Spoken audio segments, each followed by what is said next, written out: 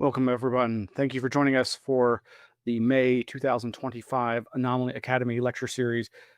I'm your host, Miles Lewis, and tonight we're going to have a great presentation by a longtime friend of myself and a longtime friend and supporter of the Anomaly Archives. We are the 501c3 Scientific Anomaly Institute, aka the Anomaly Archives, based here in Austin, Texas, with the mission and goal of preserving all things anomalous, whether they be UFOs, anomalous cognition, aka psi phenomena, parapsychology, or the Bermuda Triangle, or ancient civilizations, or cryptozoology, or all the wonderful areas of anomalous exploration that may have gotten your attention throughout your life.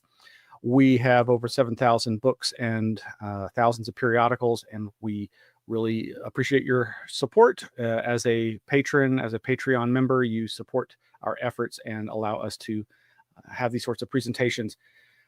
It was about, it was in the 1990s during the height of the alternative media zine scene when I became aware of tonight's guest's writing. Adam Gorightly is our guest tonight, and he was writing for a number of zines in the 1990s scene, and it was through those zines that I became aware of his writing style, his unique voice, his thirst for all things strange and weird and kooky, and it makes perfect sense that he's called himself a crackpot historian. He has been focused on so many different topics, from cults and mind control and UFOs and psychedelics. There's just so many things that he has covered in his decades of reportage.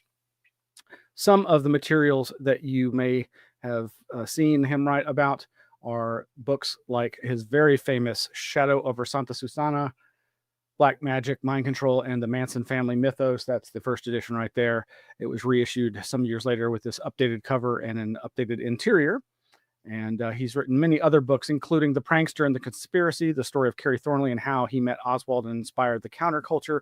It was his lecture on that book that was, in fact, the very first lecture presented at the Anomaly Archives at our very first location way back in the early aughts. And that was actually in person, and Adam got to see our very first location way back in the day, over 20 years ago. And other books by our guest tonight: Caught in the Crossfire, Kerry Thornley, Lee Oswald, and the Garrison Investigation. Of course, very timely considering all the coverage that the JFK assassination is getting in these current times. And of course, the collected works, The Beast of Adam Gorightly, Collected Rantings, 1992 to 2004. Of course, also James Shelby Downward's Mystical War, a very interesting and intriguing, weird character in the conspiracy scene. Other books that collect Adam's work: Happy Trails to High Weirdness, a conspiracy theorist tour guide. All of these are highly recommended. And one of the things I love so much about Mr. Gorightly is his preservation work with regards to the Discordians, those people that have ranged from Robert Anton Wilson to the aforementioned Kerry Thornley, and as compiled in this book, Gregory Hill and others. And more recently, he has co-authored with our good friend Greg Bishop. A is for Adamski, or Adamski, as some people say, The Golden Age of the UFO Contactees, which I think we'll be hearing a little bit more about. And his last and most recent book, and I know he'll be writing more, but this is a phenomenal work: Saucers, Spooks, and Kooks, UFO Disinformation in the Age of Aquarius. Highly recommend this book. I highly recommend all of his books, but this one being his most recent and having so much relevance to the times we are going through now, and the times that the ufology scene has been through in the last years. I think it's very, very relevant. He's also an accomplished musician and has put out a wonderful CD called Transmissions from a Dying Planet. You can hear samples of this all online and videos on YouTube. And he makes an amazingly interesting appearance or two or three in the fantastic cult film The Hill and the Hole. Another interesting thing I recommend everybody check out. And here he is with our good friend Tim Binnall, another famous podcaster. And that's the thing. Adam Gorightly has also been the host of at least two different podcasts, Untamed Dimensions and Radio Go Go. So without further ado, let's bring on my good friend Adam Gorightly. Adam, how you doing? Great, Smiles. Thanks for having me. Looking forward to this. I'm looking forward to it too. This is such a great topic. So much great imagery and background information. I just can't wait. Folks can go to Adam's websites, chasingufosblog.com, historiadiscordia.com, and just search for him. You'll find lots of information. Without further ado, I just want to say thank you so much for taking the time, Adam, and I'm really, like I say, looking forward to this, and let's dive right in.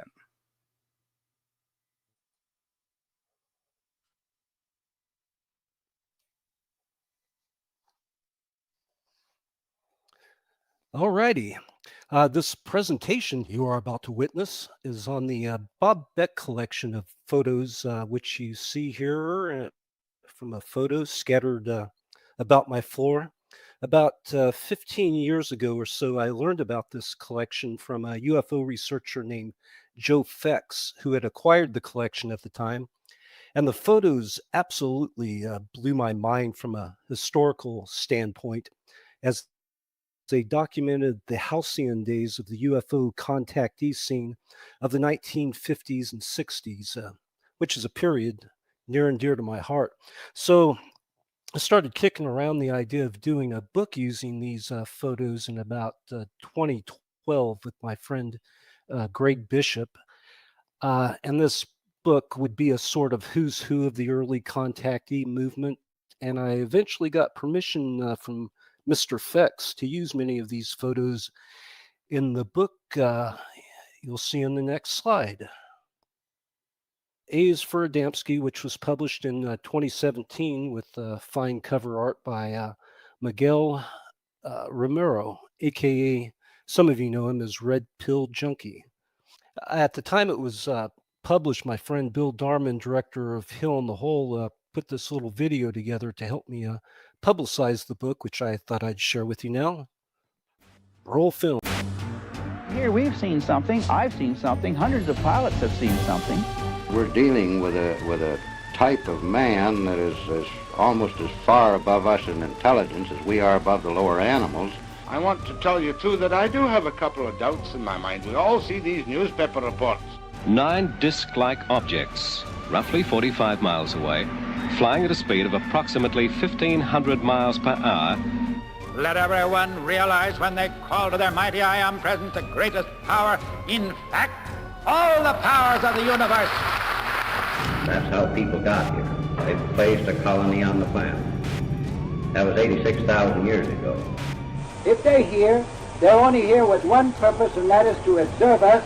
We have to have 15 million witnesses before anybody's going to look into the problem seriously?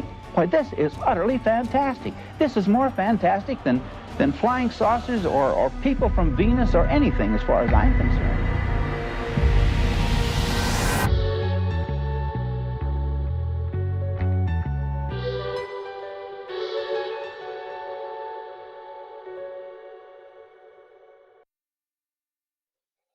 So get your copies while supplies last. So what the heck is the Beck Collection, you might ask? Well, he's the dude you see here on the photo on the left. And yes, his name was Beck, Bob Beck. Had camera, will travel. The photos were taken during the 1950s and 60s while he was attending various UFO conferences, primarily in California.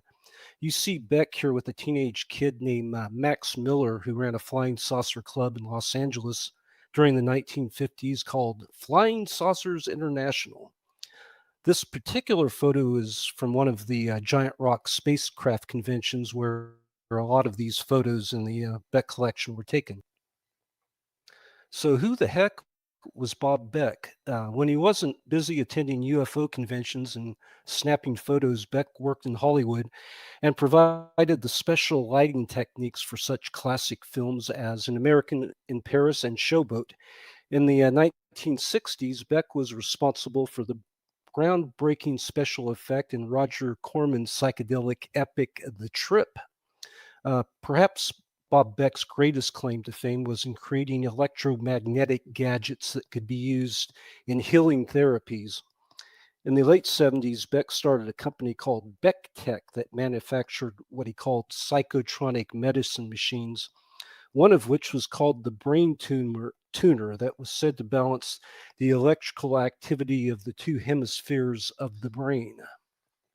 Beck used the Brain Tuner and other techniques in what he called the Beck Protocol, and it was through this protocol that he purportedly cured himself of cancer and grew back all the hair he had lost during chemotherapy.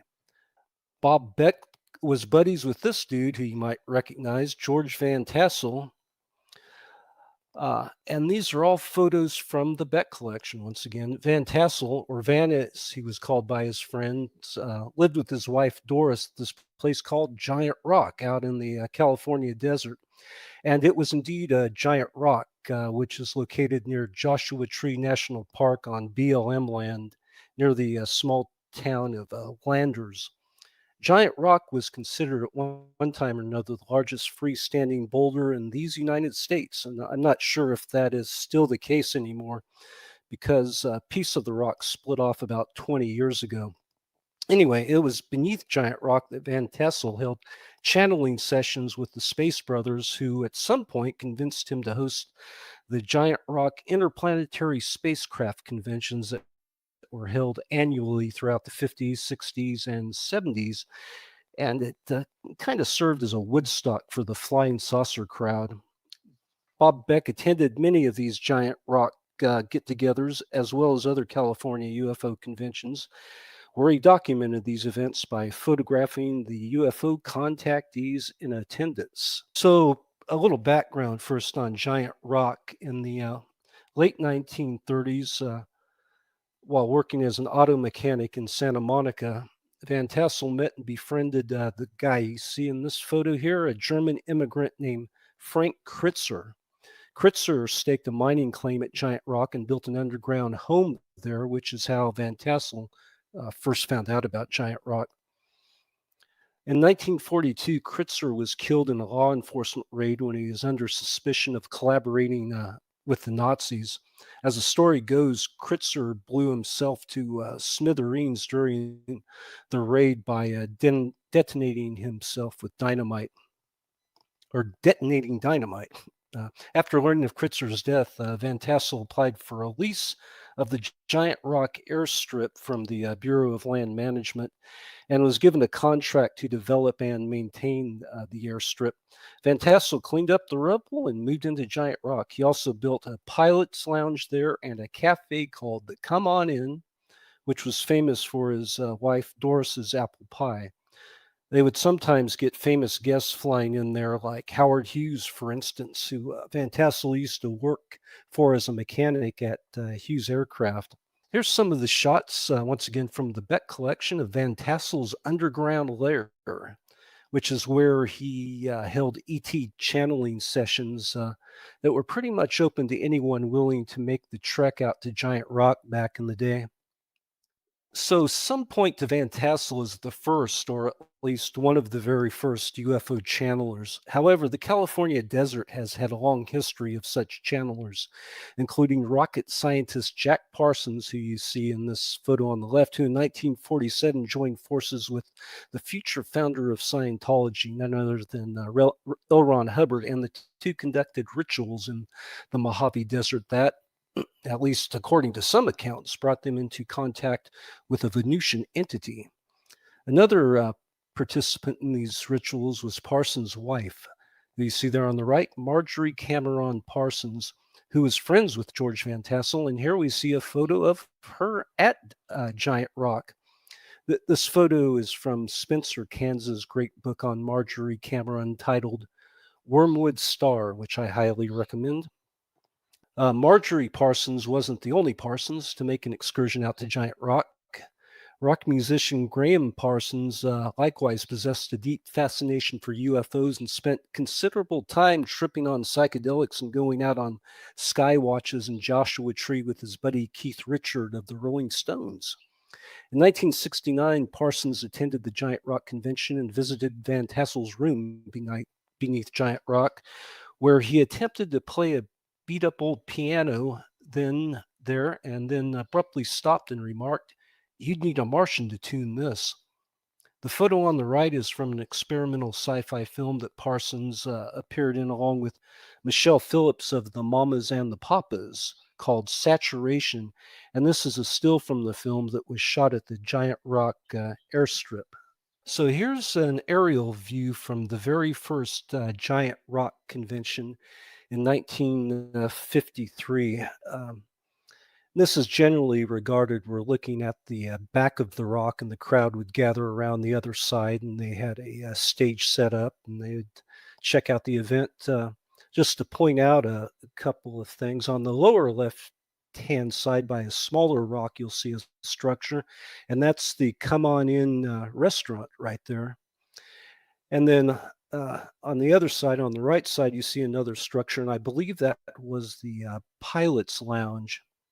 And of course, you can see some airplanes in the right side parked there, and that's the airstrip you see out past that. And the road going up and out to your right leads back to the town of Landers, where the Integratron exists, which we'll talk about in a minute. And I'll just run through a few slides here, scenes at Giant Rock, and I think most of these are from the 1960s, just to give you an idea what it was like. You see they had that little stage set there on front, and loudspeaker, and people gathering around to check out the contactees speak. And more of the same.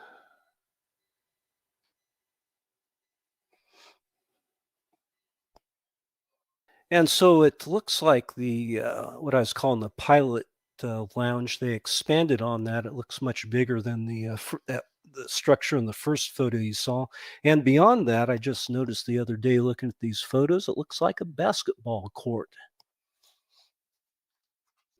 And see, they got a pretty good turnout back in the day to some of these events. There's different figures that are tossed around about how large these events actually got. I think some of the largest were 7,000 to 8,000 attendees.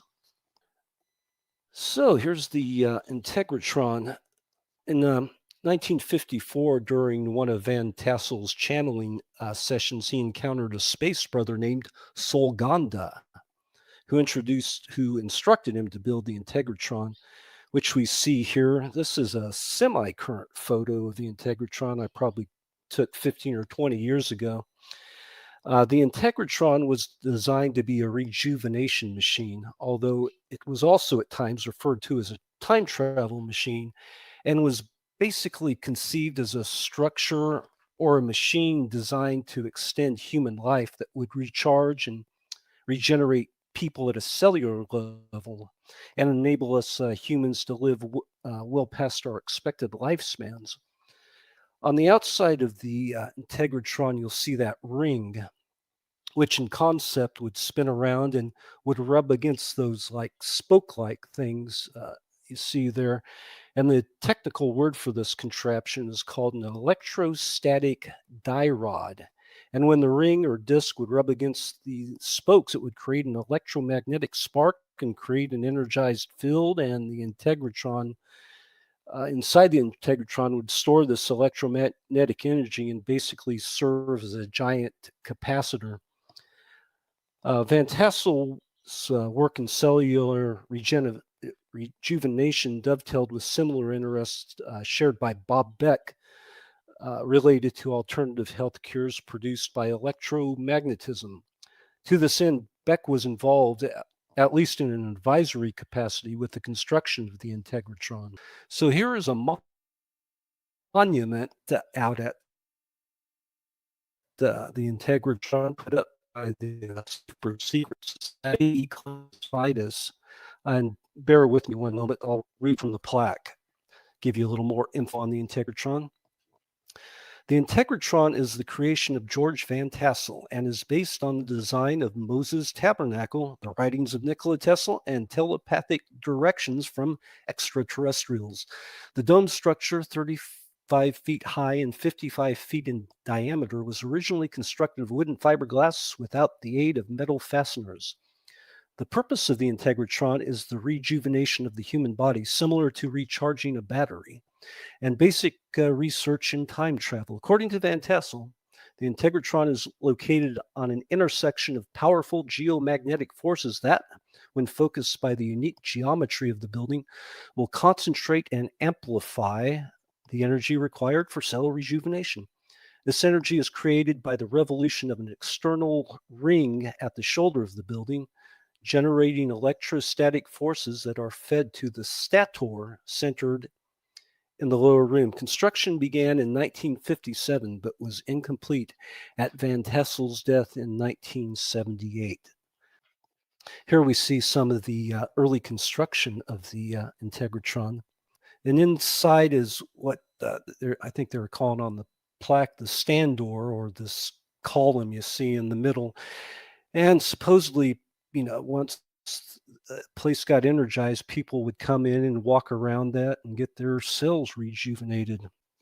So yeah, more early photos here. I'm not sure what this doohickey is, or if it even exists anymore. I don't remember seeing it when I was out at the Integratron, but maybe it was some contraption to catch electromagnetic waves. Not sure exactly. Oh, and now on to the contactees.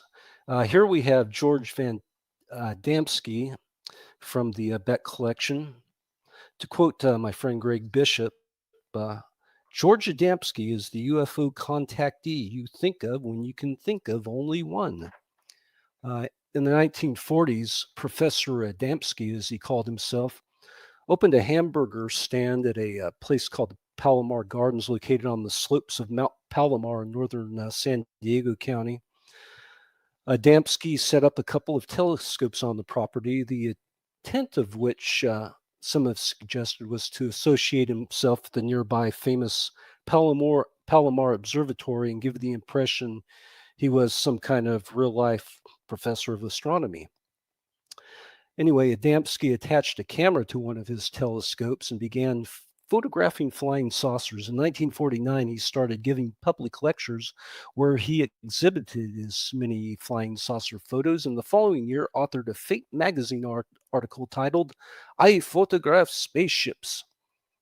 In 1952, Adamski witnessed what he called a scout ship that landed near the small town of Desert Center, California, and out of the ship stepped a Venusian named Orthon, who had long blonde hair and was wearing a ski suit onesie.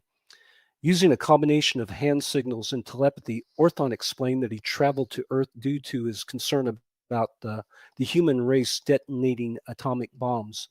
To emphasize his point, Orthon telepathically said, "Boom, boom." Adamski produced a 60-page account of his Orthon encounter that landed in the hands of an Irish author named Desmond Leslie, who was at the time working on a book about the unexplained aerial phenomena. Leslie added Adamski's story to the mix and produced Flying Saucers Have Landed in 1953, which sold over 100,000 copies and launched Adamski's career as Earth's cosmic ambassador. And here from the Beck Collection, we have Adamski's co-author, Desmond Leslie, who is also a pioneer in weirdo music. Play that clip, Smiles.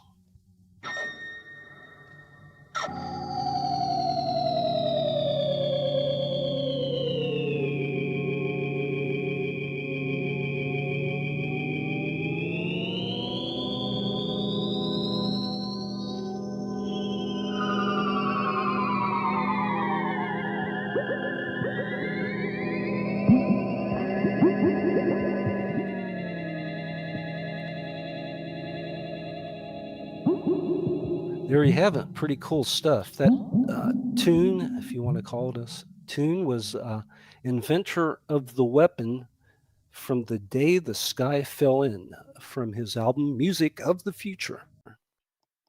And here we have, direct from the Beck Collection, a photo of a very young Jim Moseley from the 1966 Giant Rock Convention. During the early 50s, Moseley was traveling around the country talking to UFO contactees for a book he was working on, one of whom was George Adamski. Next slide. In 1957, Moseley gathered up his notes on his visit with Adamski at Palomar Gardens and produced an expose on the good professor that appeared in his publication Saucer News that I think was one of the most important documents from that era, basically contending that Adamski was a hoaxer and providing some receipts to prove it. The little caption below the two saucers there, he says, "Which twin is the phony? Of the two photos above, one is an alleged flying saucer seen and photographed on December 13, 1952 by George Adamski.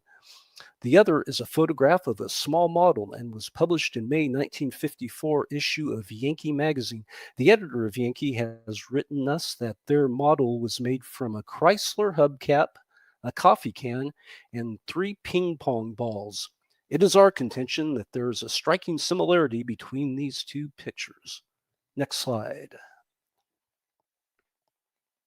Moseley eventually went on to publish a book about some of his encounters in the flying saucer scene, and Shockingly Close to the Truth, one of my favorite UFO books. And it really a book about the people that inhabited the world of flying saucers back in the day than it was about the actual flying saucers themselves.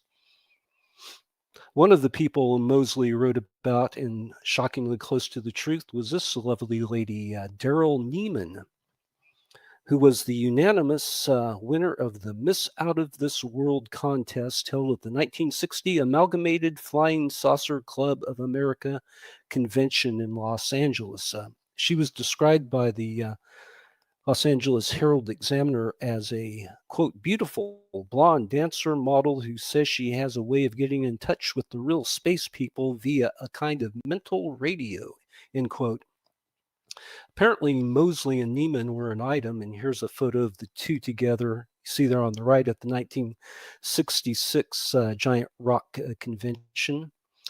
As Moseley wrote in Shockingly Close to the Truth, quote, "Neiman and a group of friends had met a space woman named Saloma. Decked out in a white robe, Saloma discoursed at some length about interplanetary life and philosophy and then suddenly disappeared. However, Daryl stayed in mental contact with her, had seen saucers on various occasions, and once saw a space animal named Micah, which she described as appearing like the cross between a rabbit and a cat. While Daryl's tale was no more convincing than the others told at Giant Rock, actually even less so, there was something about Daryl that filled me with the will to believe."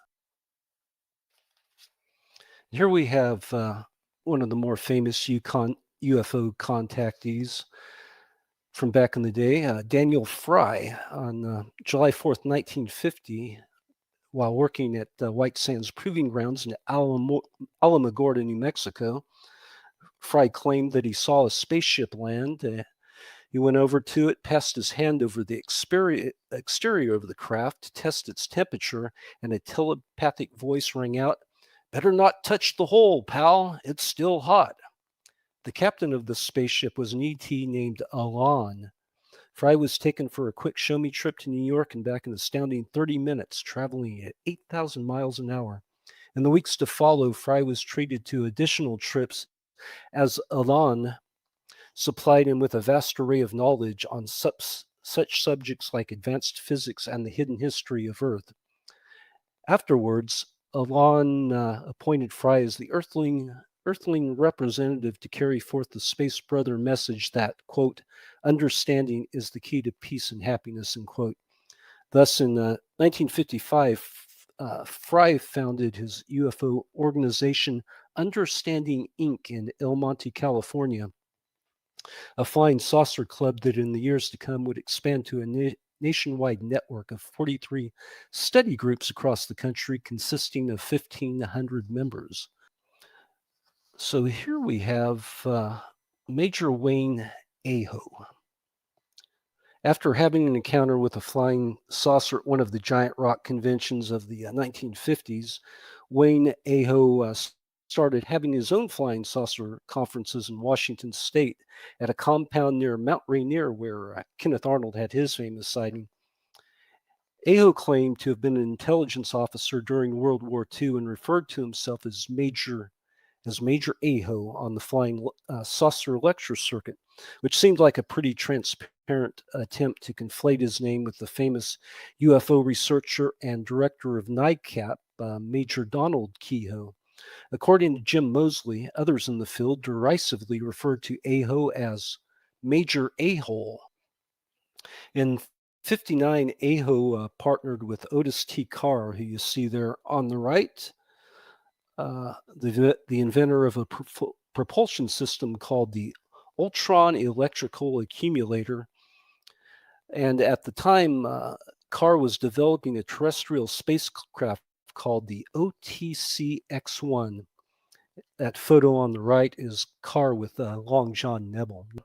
Carr and Aho traveled around the country soliciting donations for the OTX-1, which they planned to launch into outer space on April 19, 1959 at the Frontier Amusement Park in Oklahoma City. When launch day came, Carr was a no-show, and Aho announced that the OTC-X1's maiden voyage had been postponed due to technical difficulties. Afterward, Carr and Aho were indicted for selling phony stock certificates. Although charges against Aho were subsequently dropped, Carr was fined $5,000 and served 6 months in prison. In the early 50s, Aho got involved with this shady dude you see here on the right, another photo from the Beck Collection, whose name was Reinhold Schmidt. And the two went on a lecture tour together. Schmidt claimed he was on a first-name basis with some Venusians who would often visit Earth and fly him around on their saucer. During one of his many spaceship flights provided by his Venusian pals, Schmidt said he observed a unique form of quartz crystal while flying over Earth that could cure cancer, but to be able to extract these miraculous mining deposits, he'd need investors, of course, which included some little old ladies who got roped into the scheme and donated money to Schmidt. When all was said and done, Schmidt swindled his investors to the tune of $30,000, and on October 26, 1961, he was sentenced to 10 years in prison. In May of 61, shortly before he got sent to the slammer, a film was made about Schmidt's so-called encounters with the Venusians called Edge of Tomorrow, that you see in that shot on the left there.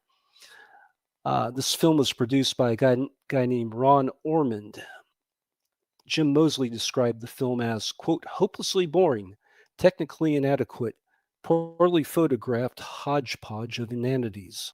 So this is the guy who produced that Edge of Tomorrow film by the name of Ron Ormond, who we see in another photo here from the Beck Collection. During the 50s and 60s, Ormond directed a slew of exploitation films that included Mesa of Lost Women and The Monster and the Stripper. Ormond also produced a film called Attack of the Flying Saucers, a UFO documentary with Reinhold Schmidt and Dan Fry.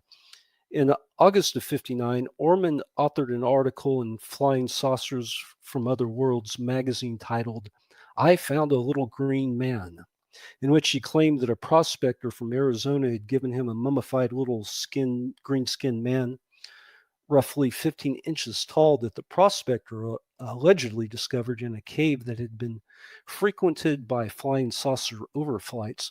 The photo you see here features Ormond carrying a beat-up cardboard box, supposedly carrying his little green man. Ormond survived a plane crash in 1968, which led to his conversion to Christianity, after which he devoted himself in the following years to producing a number of somewhat bizarre and gory religious religious films as a testament to his newfound faith. So here we have the great Carl Anderson and his charming wife, Stella. Notice the swanky flying saucer tie he has on the left there. UFO contactees of that era were pretty big on swag like that. You'll see more in some of the forthcoming photos. Anyway, on the evening of July 27th, 1958, Anderson was taking a stroll in his neighborhood in Fulton, California, when a Martian named Kumar appeared out of nowhere, offered him a lit cigarette, then lit another for himself. After exchanging pleasantries, Kumar said he had to be going, but would soon return with a squadron of rescue ships to evacuate enlightened humans in advance of the forthcoming atomic war. Kumar then pressed a button on his belt and poof, disappeared. Over the next few years, Kumar visited Anderson and on those occasions levitated and performed other Jesus-type feats. On one visit, Kumar brought along an adorable 7-foot-tall Venusian princess named Nirvana, who served the men a sparkling elixir from crystal goblets. The elixir in the crystal goblet is an intriguing touch to the story because something similar happened to our next contestant. Next slide. This guy, Orfeo Angelucci, in May of 1954, Angelucci was driving home from work in Los Angeles when he observed a red glowing object that ejected 2 small green orbs that landed near his car. "Don't be afraid, we are friends," the orbs told him, advising Orfeo to drink from the crystal cup you will find on the fender of your car. After drinking this elixir, the orbs transformed into a 3-dimensional television set that projected images of a man and woman from another planet who were, quote, the ultimate of perfection. Orfeo's ET friends issued a dire warning that if mankind didn't clean up its act and fast, then Earth would be doomed to imminent destruction in the faraway year of 1986. They also cautioned about getting too hung up on material attachments and that to be truly free, we humans needed to transcend the limits of physical reality. Nut and bolt craft, the space people informed Orfeo, weren't really needed for space travel. The only reason for manifesting flying saucers, which happened to travel at the speed of light, was to allow Earth's people to see them. They informed Orfeo that the speed of light is the speed of truth. Angelucci's encounters invoke surreal, sometimes hallucinatory imagery. One such incident occurred at Tiny's Diner in 29 Palms, where a space brother named Adam offered Orfeo an oyster white pellet, which he plopped in a glass of water, and after the pill plopped and fizzed, it created an amber-colored nectar that emitted an intoxicating fragrance. After downing this intergalactic cocktail, Orfeo felt as if transported into some radiant star system. Later in this adventure, celestial music emerged from the glass of nectar, and Orfeo beheld a tiny woman dancing inside with long golden hair, brilliant emerald eyes, her lovely body barely concealed by a translucent silken robe. Orfeo described the expression on her face as, quote, an eternity among the angels. According to Jim Mosley, Angelucci had been confined at one time or another to a mental institution, which might explain some of the surreal states that are described in his book, The Secret of the Saucers. Here we have Wes and Jo Neal Bateman, a husband and wife team there in matching outfits, which is a trend that shows up in some of the other photos you'll see. In 1963, Bateman initiated communications with an extraterrestrial brain trust called Outer State. Soon after, he and his wife founded Mental Investigations of New Dimensions, or MIND, in Hollywood, California. MIND's main mission was to announce that mass saucer lightings were forthcoming and to prepare mankind for this eventual ET human hookup. And here we have, once again from the Beck Collection, Truman Bethlehem. And the photo You see in the center there was a gal he married on the main stage of one of the giant rock conventions one year, named Elvira Roberts. One evening in July of 1952, Bethram, who was a heavy equipment mechanic working on a project near the California-Nevada border, pulled off the side of the road to catch some shut-eye and was startled from sleep by several olive-skinned beings from the planet Clarion, who gathered around the cab of his pick-em-up truck and told him, quote, "Our homes are our castles in a faraway land," end quote. "Have you a captain?" Betham inquired. And they answered, "Surest thing you know," and invited Bethram aboard their ship, where they introduced him to the ship's captain, the gorgeous gal named Aura Raines. In his book, Aboard of Flying Saucers, Bethram wrote, "Little did I suspect that their captain would turn out to be a woman. And what a woman!" Bethram described Aura Raines as tops in shapeliness and beauty. The crew members dressed like Greyhound bus drivers, except for our Captain Raines, who wore a red skirt, black velvet short sleeve blouse, and a black gray with red trim like kind of space age beatnik. According to Bethram, the space visitors passed the time during the course of their intergalactic travels playing polkas and square dancing. On a more serious note, Captain Raines told Bethram that if mankind didn't quit squabbling amongst themselves, they would never be able to achieve spaceflight. She also had a flair for the dramatic when she told him, quote, "I expect to be around for 1,000 years, but the water in your deserts will mostly be tears." And here we have an artist's rendition of Aura Raines by Carol Ann Rodriguez. Did a lot of the artwork for many of the books published over the years by my old pal, the late great Timothy Beckley. A few years back, Beckley alerted me to a photo that was making the rounds of UFO social media, which some people were suggesting was a photo of none other than Aura Raines at Giant Rock, which I immediately recognized as a photo from the Beck Collection, which you see here featuring Long John Nebel on the right and a fellow named Corton Hastings on the left. And some were suggesting Aura Raines in the center of the photo. Unfortunately, I had to rain on Tim Beckley's parade and reveal that the woman in the photo was not Aura Raines, but was a lady named Evelyn E. Smith, the author of a number of science fiction and mystery novels. Below is further documentation that Evelyn Smith was who I said she was, courtesy of the May 1957 edition of Life magazine, with a feature on the Giant Rock spaceship convention and a photo of Evelyn Smith, who is described as the Queen of Space. And here we have the great Buck Nelson.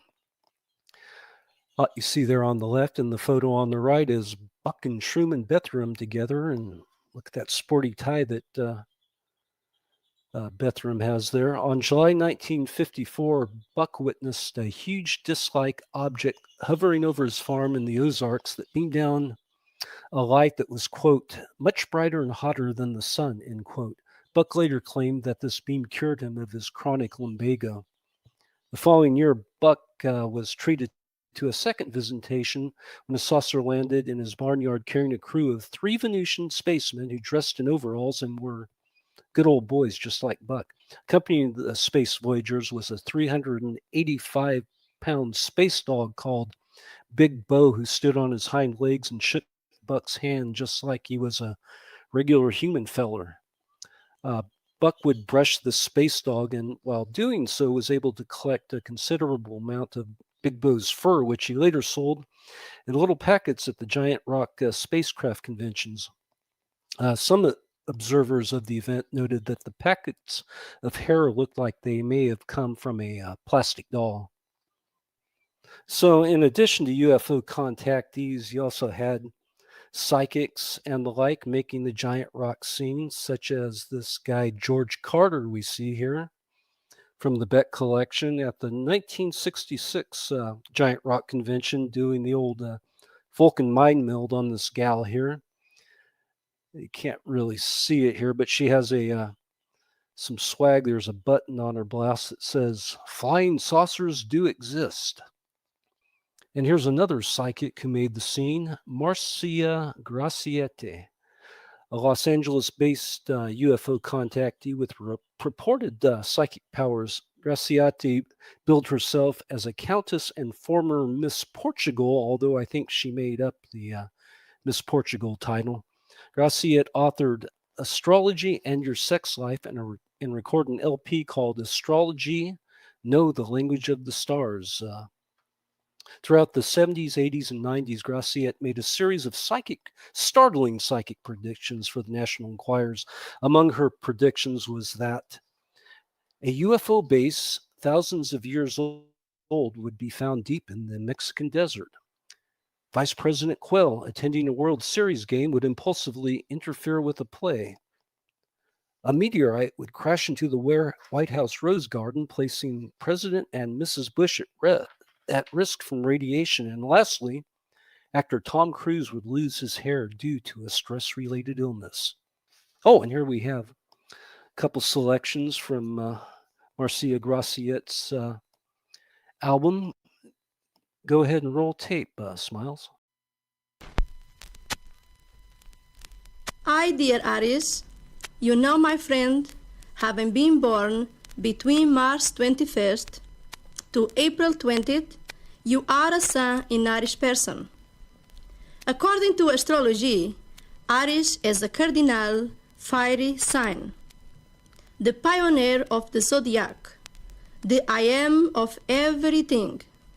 You are energetic, enthusiastic, and impulsive. Well, there you have it. Kind of hard to make out some of those words, but yeah, she had a cute sounding voice that sort of reminds me of Zsa Zsa Gabor.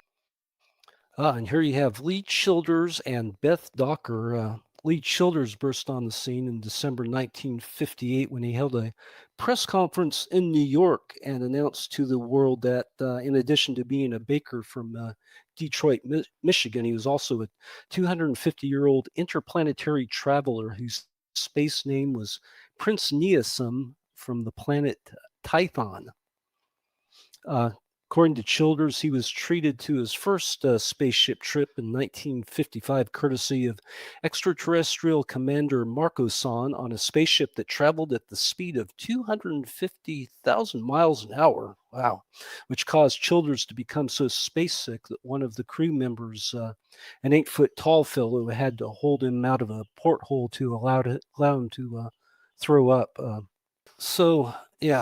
Anyway, at this press conference, Childers unveiled a rejuvenation machine, which allegedly brought him back from death on 3 separate occasions, or so he claimed, each after having tangled with some men in black who kept killing him on account of his efforts to alert mankind that we were doomed for nuclear annihilation if we didn't heed the Space Brothers' dire warnings.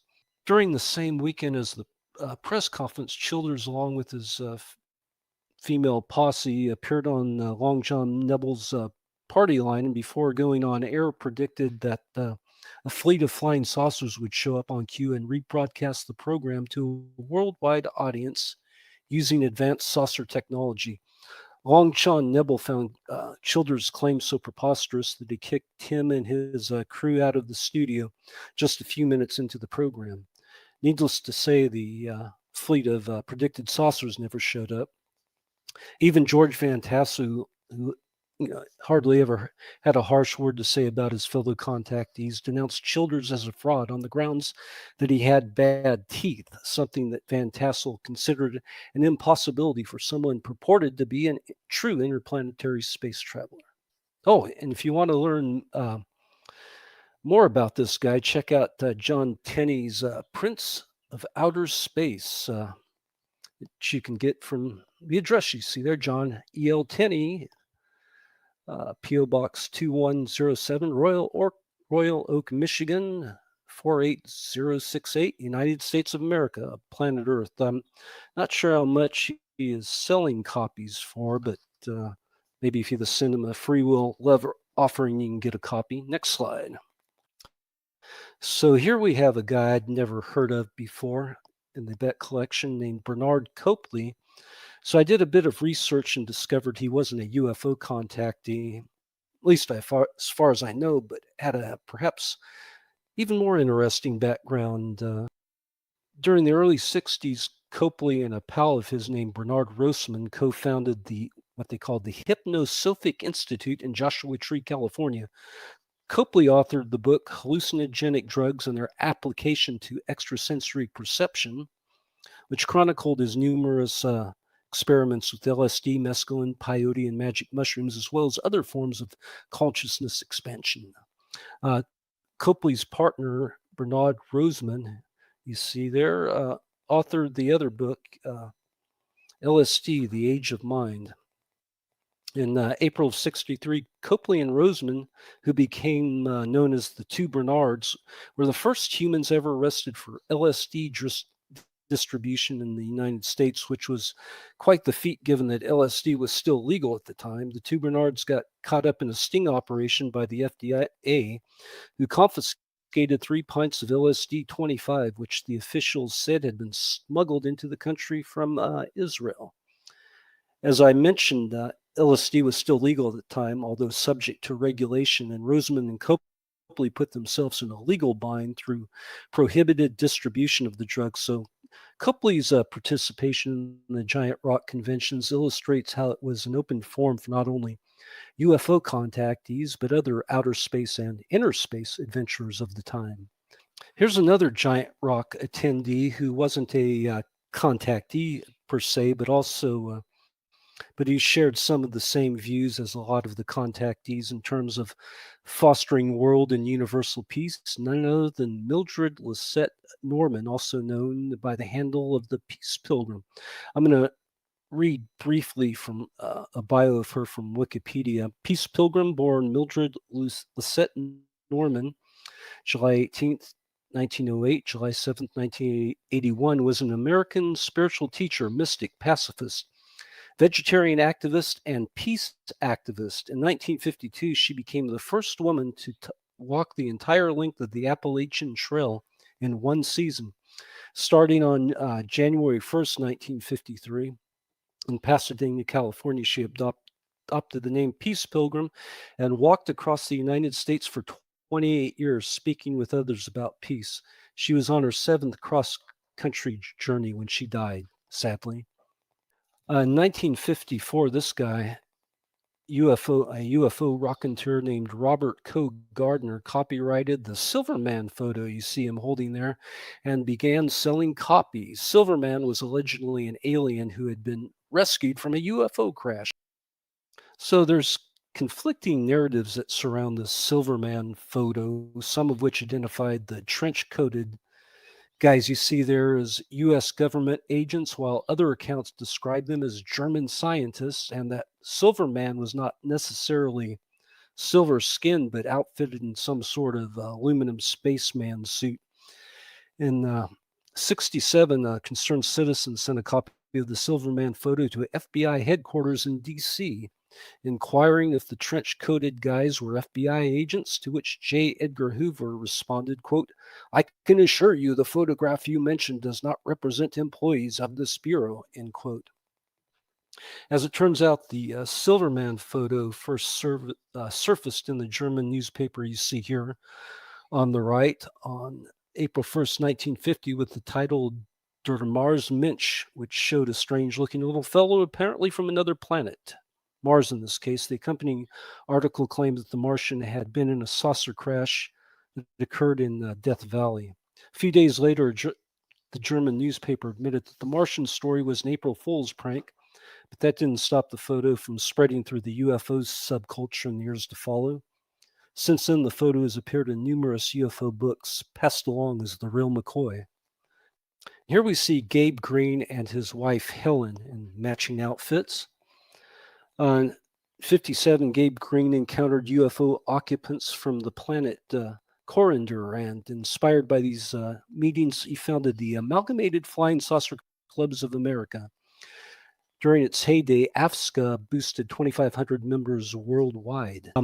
Here we see Gabriel Green and George Van Tassel It's like they're talking shop, and I believe this was the pilot lounge I was talking about earlier. 1960, calling himself the Space People's Choice, Gabe Green launched his candidacy for president of these United States on the Universal Flying Saucer Party ticket. He used the slogan, Abe in 1860, Gabe in 1960. Green made a second presidential bid in 1972, recruiting fellow contactee Dan Fry as his running mate on the political platform of United Universal World Economics. Not only did Gabe and Helen have snazzy matching outfits, but they also had this AFSCA mobile response unit. So don't come a knocking if you see the AFSCA van rocking. Helen passed away in 1970, and afterwards Gabe received otherworldly transmissions to the fact that her spirit had been transported to a mothership orbiting Earth. A broken-hearted Gabe spent the remainder of his life attempting to establish interplanetary contact with his dear departed Helen, but to no avail. In a perfect universe, the two are now reunited aboard the great mothership in the sky following Gabe's passing in 2001. And this next slide is in memory of my friend, the late Reagan Lee, who wrote at length about our next subject, Dana Howard, who in 1939 was out wandering in the woods when she encountered a beautiful golden-haired lady with, quote, a strange mystic light flooding her dark, prophetic eyes. Don't be afraid, girl of Earth, said the golden-haired gal to Dana. Let the doors of your mind open and the distant planets will speak in poetry and songs. After uttering those words, a spaceship honked its celestial horn and lowered an almost invisible ladder that extended from the ship to the Earth. The golden-haired gal climbed up the ladder into the spaceship, and that was the last Dana saw her, at least for another decade or so. And when in April 1955, Howard attended a seance in Los Angeles, during which an 8-foot-tall blonde woman materialized, who was the very same golden-haired beauty Dana had previously encountered. She said, I am Diana. I come from Venus. Diana of Venus apparently materialized on the Earth plane with the purpose of reestablishing contact with Dana Howard, and this led to a long and fruitful relationship between Howard and her Venusian gal pal, eventually setting the stage for Dana's own travels to Venus, where she tied the knot with a Venusian fellow named Lalando and raised a family there. According to Howard, Venus was like a higher plane of consciousness, aiding in the spiritual development of humankind, and Dana's role in the great scheme of things was as an ambassador to promote higher Venusian awareness to the people of Earth. On May of 1954, the guy you see there on the left, once again from the Beck Collection, British cab driver named George King, who heard a voice in his head announce, "Prepare yourself, Earthling. You are to become the voice of the Interplanetary Parliament." King was instructed by Master Aetherius from the planet Venus to form an organization that would help planet get its act together, and in 1955 he founded the Aetherius Society. In his book, You Are Responsible, which you see there on the right, King recounted a trip to an asteroid near Mars where he was accosted by a ray gun wielding dwarf, and after being gun blasted by the dwarf and sustaining life-threatening injuries, King was able to teleport himself back to London, and with the aid of what he called excellent spiritual healers, had a complete recovery from his injuries. On a subsequent trip to Mars, King attended the Martian General Assembly, where a discussion ensued regarding the mysterious asteroid with those dwarfs and how they posed a threat to both Mars and Earth. Apparently, a Martian scout ship had been sent to investigate the asteroid and ended up being destroyed. So the Martians agreed that they needed some sort of retaliatory response to this evil dwarf asteroid, and King volunteered his services since he had already had insider knowledge on the subject of evil dwarfs and the asteroid they rode in on. As part of this tactical operation, King recruited his telepathic Venusian friends, and along with the Martians formed an Earth-Mars-Venus alliance that destroyed the evil asteroid and the ray gun wielding dwarfs along with it. Unfortunately, 174 Martians died during the course of the conflict, but Earth was saved. And hey, that's all that really matters. Next, here's a photo from my friend Douglas Curran's wonderful book, In Advance of the Landing. It shows one of the Aetherius Society's prayer power rituals where the group would charge something that George King created called prayer batteries that would store up to 700 hours of spiritual energy, as they called it, that could be held in reserve and later put to use in making the universe a safer place, which is always a good thing. Members of the Aetherius Society conduct a weekly ritual called Operation Prayer Power, using prayers and mantras and whatnot to charge and store energy in this, what they call a radionic battery, which can then be used to send healing energy out into the world in times of natural disasters or wars, etc., to aid humanity. Here we have, in this photo, Dr. Charles Lawhead on the left, in the center, his wife Lillian. And they got involved with a psychic medium named Dorothy Martin, who at the time was receiving communications from a Venusian called the Elder Brother, and they formed a group around Martin called the Seekers. And along with Martin, Charles Lawhead became or assumed a leadership role in the group. In December of 54, Lawhead was dismissed from his position at Michigan State College after the school received complaints that he was spreading flying saucer propaganda on campus.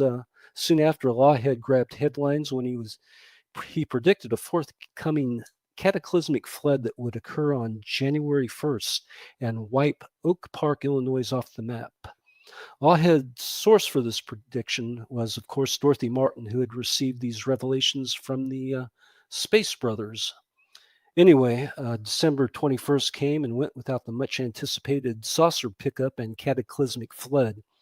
A recounting of the sagas chronicled in, next slide, this book you see here, When Prophecy Fails, a social and psychological study of a modern group that predicted the destruction of the world, which was a first-hand account of sociologist Leon Festinger's, who infiltrated Martin's group. Also in this photo with the Lawheads is John Otto of the Detroit Saucer Club, who you see there on the right. And here's John Otto again in 54. Otto and an AM radio host named Jim Mills at WGN in Chicago created a bit of a stir when they invited any flying saucers that were passing by that had tuned into the station, that they would hold a 15-second period of silence to allow the Space Brothers to cut in and speak to Earth through the WGN radio transmitters. At the appointed time, Mills and Otto said, "Come in, outer space," and the microphones in the studio were shut off. When Mills and Otto's went back on the air, the switchboard lit up with callers, among them a couple of sisters named Marie and Mildred Meyer, who claimed they had tape recorded something that sounded like Santa's sleigh bells. The following year, a publication called Journal of Space Flight featured a story on the Meyer sisters and their mysterious tape recording. This in turn aroused the interest of the CIA, who suspected the sisters may have recorded a spy transmission of some sort. Afterwards, the Meyer sisters were visited by a couple of CIA agents disguised as Air Force officers who confiscated the tape in the interest of national security. That's where this guy came into the picture, UFO investigator Leon Davidson. And in 1957, Davidson wrote to Air Force Intelligence at Wright-Patterson requesting information on this confiscated tape that the Meyer sisters had made. And he was told that it had been, quote, forwarded to the proper authorities, end quote. When Davidson figured out that it was actually the CIA who investigated the case, he pressed them on their analysis of the recording. And the CIA official stated that the sound on the tape was Morse code from a U.S. radio outpost. Davidson grew convinced that the CIA's response was a cover story designed to conceal UFO activity. And when he requested a copy of the tape, he was informed it had been destroyed. And here we have Richard Dick Miller, a member of the Detroit Saucer Club, who was buddies with John Otto. In 1954, Miller and Otto claimed that they made contact with the Space Brothers using a shortwave radio set. At the 1956 Giant Rock Convention, Dick Miller played recordings of Martian Commander Monka, that had allegedly been discovered on blank reel-to-reel tapes in his garage. According to Miller, Monka possessed, quote, wisdom that is light years beyond the most intelligent person on our planet, end quote. Next, we'll hear a selection from Monka. Roll tape. Greetings in the light of our infinite one. I am Monka. That which I would speak with you about is entitled The Halls of Grandeur. The Halls of Grandeur refers to that environment in which all awareness wends its way from its dim beginnings in that which you call antiquity. There you have it. That was Monka. Give it up for Monka. And here we have Gloria Lee, who is among the more tragic figures to emerge from the UFO contactee era. In 1953, Lee began receiving communications from an entity from Jupiter she called JW. And in 1959, she founded the Cosmon Research Foundation to further promote JW's teachings.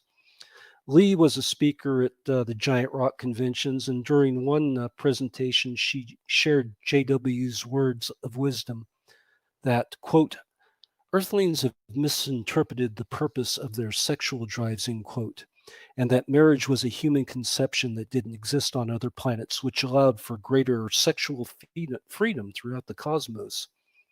In the fall of 1962, Lee approached the United Nations with a plan for world peace that included the construction of a space station, but officials ignored her. Lee took up residence in a Washington, D.C. hotel in September of 1962, and a short time later began a hunger fast to bring attention to her cause. Lee told reporters, quote, I've heard from JW, and they're disturbed up there because of fighting in the world and the fact that nuclear bombs might upset their planets. The space people are going to invade the Earth and establish a peace program. JW has ordered me to go on a fast for peace until he sends a light elevator down to take me to Jupiter, end quote. On December 3rd, 66 days into her fast, Lee fell into a coma and died at the age of 37, leaving behind a husband and 2 children. And here we have Howard Menger. In 1956, at age 10, Menger met a beautiful blonde gal named Marla in the woods of High Bridge, New Jersey, who revealed that she was 500 years old, although she didn't look a day over 21. Marla told young Howard she had to get back home to Venus, but someday in the future, he'd meet another blonde beauty exactly like her. 14 years later, Menger visited the spot in the woods where he'd previously seen that Venusian woman, and she appeared again and introduced Menger to some other Venusians who were visiting the planet. Menger let the Venusians stay at his pad in High Bridge, and since they were naked and the men had long hair, he provided them with clothes and haircuts so they could fit in. In return for his hospitality, Menger was rewarded with a series of starship trips to Venus, Mars, and the Moon. Menger started hosting UFO conferences at his farm, and during one of these conferences made the acquaintance of a charming young lady who was a dead ringer from Marla, the blonde Venusian bombshell he'd met as a kid. As it turned out, the young lady, Connie Weber, was the reincarnation of Marla, or Marla's sister, or something like that. And Menger was immediately smitten with Marla's Venusian sister, which didn't sit well with his then wife, Rose, who promptly filed for divorce. And then Howard married Connie, who we see on the picture there on the right, and they lived happily ever after. Menger released a recording called Music from Outer Space. Let's hear a couple of samplings from that now. I am Howard Menger. The following statements which I shall make are true facts that can and will be verified at the proper time. The music that has been recorded on the reverse side of this record has come to me from outer space. I have been instructed by a person from another planet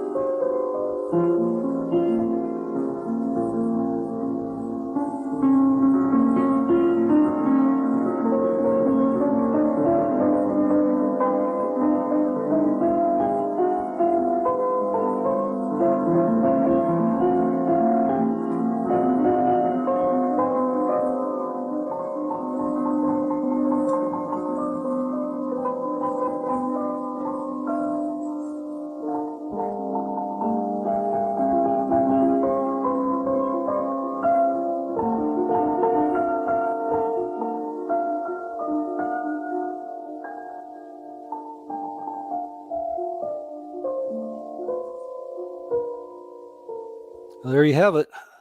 Venusian space music from those vegetarian space hippies. So these Venusians that Menger supposedly met, these vegetarian space hippies, apparently had discovered the cure for cancer, at least according to UFO researcher Paula Harris, who we'll see in the next slide. And you can roll film. The name of the book is called From Outer Space to You. From Outer Space to You. The last 32 pages are what the Venusians, what these people, let's call them space people, because one of them was a woman, said to Howard Menger in Highbridge, New Jersey, to keep your blood alkaline so you wouldn't get cancer. Cancer and all the diseases that make us die have a very heavy acid level. And the Venusians said, we're vegetarians. We're going to give you milk pods and fruits for you to analyze. And I have photos of those and photos of the folders that Menger put them in and the labs he sent them to. So this is real. These people did come to Highbridge. They did talk to him. They did try to tell him that we should be changing our diet. And I realized also. Enjoy the full interview at veritasproject.com. Oh, wanted to hear the whole thing, but yeah, you can go to veritas.com or whatever and check out the rest of that. Amazing. Oh, and here's Val Thor at one of Menger's UFO conferences in Highbridge. A mysterious Venusian named Valiant Thor, or Val Thor for short, was photographed, and this became a great legend in UFO lore over the years. And here we have the Reverend Dr. Frank Stranges, who later picked up on this Val Thor legend for his book, Stranger at the Pentagon, in which Stranges claimed to have met Commander Valiant Thor at the Pentagon in the 1950s. In 1965, Reverend Stranges was making the rounds of the flying saucer lecture circuit with a hideous little creature in a glass casket that was apparently out of this world. Stranges claimed that he had affidavits from witnesses attesting that they had seen this alien creature tossed out of a spacecraft. Stranges and his little friend appeared on the Regis Philbin show and told a stunned TV audience that scientists had examined the creature and admitted that they were puzzled by it. The switchboard into Philbin's show immediately lit up with several callers that weren't quite as puzzled about the creature, identifying it as a species of ray known as a devilfish, which were sold dried and varnished as curios in Mexican shops in downtown Los Angeles. In 1972, Dr. Stranges and a private pilot by the name of Jim Bays were arrested with 200 kilos of marijuana aboard a private plane with a bent propeller that was revving up for a takeoff from an airstrip in Thermal, California. Stranges was subsequently convicted for attempting to transport an illegal substance and sentenced to 8 months in prison. And those are but a few of the strange and wonderful stories involving my friend and mentor, Frank Stranges. And here we see myself and Dr. Stranges at the Pentagon, the Integratron, in 2000 at the Retro UFO conference. While I was hanging out with Stranges at Retro UFO conference, I met a film producer named Greg Campobasso, who was shopping around a film trailer for an adaptation of Stranger of the Pentagon. He was trying to drum up financial backing for. And here for your possible viewing pleasure in the next slide is a clip from the film, which hopefully will someday be made. We've heard of your arrival from many sources.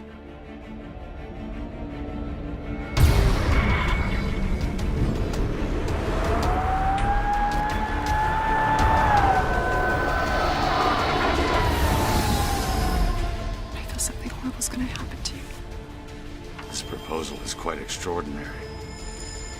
Capital City's president is considering signing an agreement with them for their technology. Earth is in grave danger.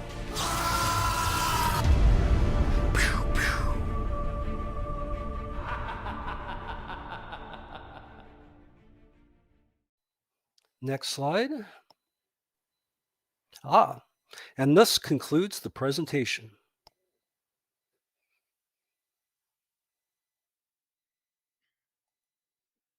Thank you so much, Adam. There are just so many amazing characters in the history of the contactee movement, and there's so many threads to pull on. It's amazing to me how, in some ways, the contactee movement has been largely forgotten, written off as a bunch of cranks and opportunists and wacky metaphysical religious spiritualists. But at the same time, I don't think there's ever been a time in the modern UFO era where there weren't groups of people claiming contact with these kinds of beings. And it's so even today, I mean, I think it's largely been replaced, I guess, by say TikTok channelers and other there are still contactees. It's still actually a movement, and yet I don't think there are any events getting anywhere near the crowd size. Perhaps the closest being, of course, Contact in the Desert, but I don't think that even generally is attracting quote unquote contactee style believers.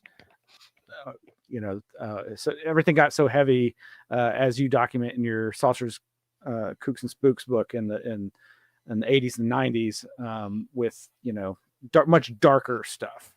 I want to give our viewers a chance to ask questions. If you want to remain anonymous, you can paste. First of all, you can post your questions in the comments, and if you don't mind, they can be made public like this. But if you want them to be anonymous and not shown, and I can just read the question without naming you, you can just say anon, ANON, and then your question. But looks like we have some comments. Such an entertaining and fun talk. I loved all the jokes you made. I laughed out loud a couple of times. Well, that is Adam Gorightly through and through.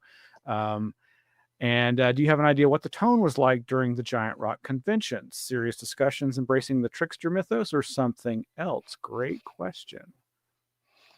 What was the scene like, I guess, is the basic question. It was pretty open scene. You can see it as it evolved over the years. It wasn't only UFO contactees, but psychedelic rangers and the Peace Pilgrim. And I heard towards the mid to late 70s, there was also a psychedelic scene going on there at Giant Rock at those conventions, so it took in a wider array of people. Yeah, I'm sure there was some tricksters there as well.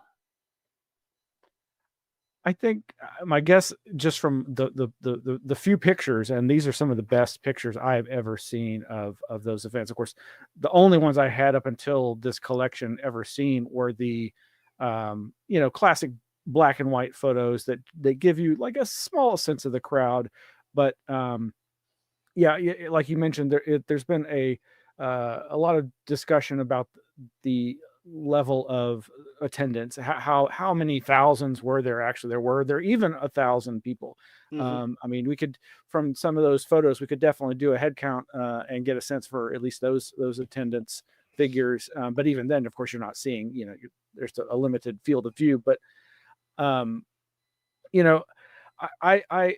all jokes aside, I think and I don't mean to speak for you, Adam, but I think we all feel a deep appreciation for these folks who I think there are clearly a lot of people who had sincere beliefs and convictions and interests in what the contactee movement really embodies. And so much of what attracts people to the UFO field is this desire for the landing on the White House lawn, the direct interaction with space beings, and won't it be a lot easier if they happen to look like us, nay, beautiful versions of ourselves. Your co-writer and our good friend Greg Bishop has lectured about the idea of the contactees as an art movement, and of course, in your own work, you've speculated and documented the really interesting connections between ritual magic and the contactee movement, and how it seems to have birthed so much of the UFO phenomenon. There's your famous UFOs or UFO contactees as ritual magicians articles and lectures. Do you give either of these ideas much belief? Sometimes. I mean, it's kind of the same idea what Greg talks about in some of his lectures too, about what does he call it, the co-creation theory, and what I put forth in the ritual magicians presentations I did in the past, that it was sort of co-creation with some other energy out there, and entering into being able to get into that state. A lot of the contactees use channeling. Psychedelics has come into the picture in recent times, and kind of forgot what you were asking there, but well, yeah, I know do. Go ahead. I do at times buy into that theory that it is basically entering to a state of mind where you can open up yourself to see something that is perhaps always there, is always around us, but we can very, very rarely are able to witness, unless something pushes us to that point that opens our minds. Yeah, I've generally personally tended to think of the contactee experiences as different than quote unquote the traditional UFO phenomenon, but I think that's probably an inappropriate assumption on my part, because we just really don't know what the nature of this is. I mean, there does seem to be so much possibility for human deception, both in terms of like the documented cases of people who are literally just con men making a buck. There were so many examples of that in this presentation, but then you have so many examples of people like Mildred Norman and the Peace Pilgrim, and these other. I think that the majority of people who are there from a genuine place of wanting peace and harmony, and while it wasn't a particularly ethnically diverse movement, I think that kind of impulse it goes beyond, those kinds of demographics. But there is this weird element of, like with Angelucci's being pilled in one of his description, and while yes, you give the reference to, I think, Mosley saying, "Oh, he found evidence that he may have had some psychological issues," that kind of implies, maybe I'm dare I say schizophrenia or something that might create hallucinations on his own. But just taking his story at face value of meeting people in a public place and literally being given a drug, and then but then there's the whole other aspect of, I had never heard of the Bernards, and that LSD connection is fascinating and really suggestive, in a way that my conspiratorial brain runs wild. And Frank Strange's and the marijuana smuggling. And none of this is, to me, as someone who's an advocate for the right of people to exercise their minds. For goodness sake, the very first article of yours I ever read, UFOs, LSD, and me. Sorry, I just had to out you there. Yeah. And I didn't even tell a half of the Frank's strangest stories I have, but I had to cut it short. He got into all kinds of mischief during his times, but a really nice guy too, at least when I met him. Indeed, he was a raconteur, but also seemed like a really genuine, nice guy. That photo of me with him was like probably a couple of years before he died. Yeah, he looks like a nice fellow in that photo of you too. Going back to my comment about there not really being much in the way of modern contactee events, I do have to make a shout out. The Buck Nelson Festival of 2024, that coincided with the eclipse. I was trying to find some information about that, and I never even heard about that. I heard about it, and I was really intrigued. I was trying to figure out more about it. A website called Ozark something news.com reported on it. The Buck Nelson Festival will be held April 5th through 8th and will be hosted by the Mountain View Family Youth Center. But I was seeing there's a Facebook group for it, and I really wonder, like, is this like somehow family? Like, is this the lineage being passed on, or is just a local farm cashing in? But clearly there has been a proliferation of how you say UFO festivals.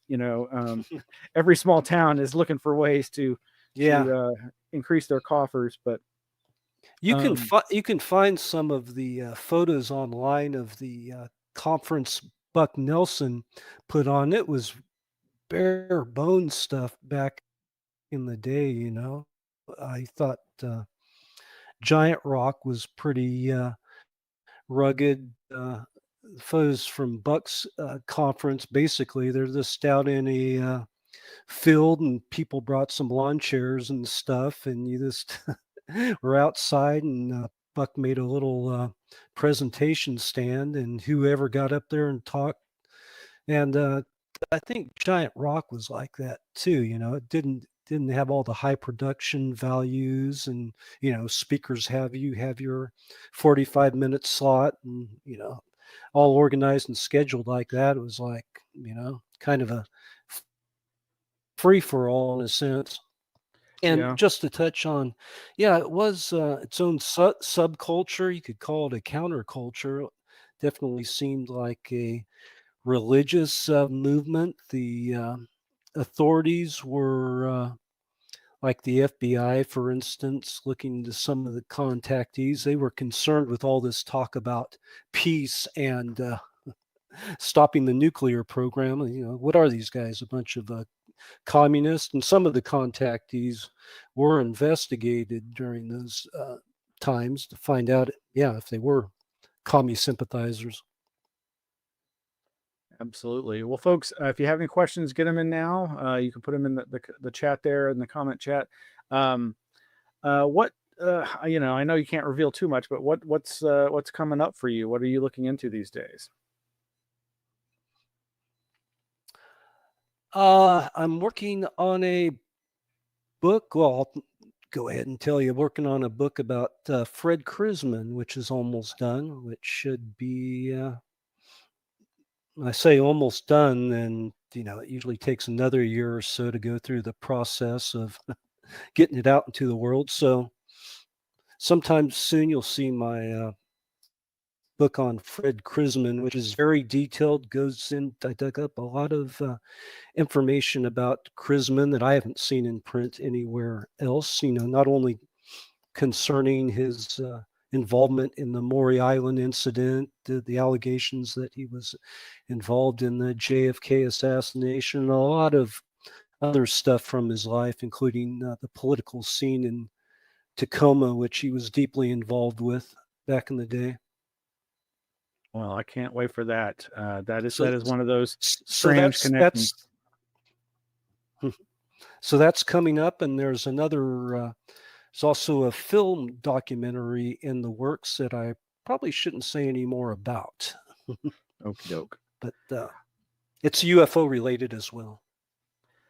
Well, thank you so much, Adam. Folks can go to these websites, chasingufosblog.com, historiadiscordia.com.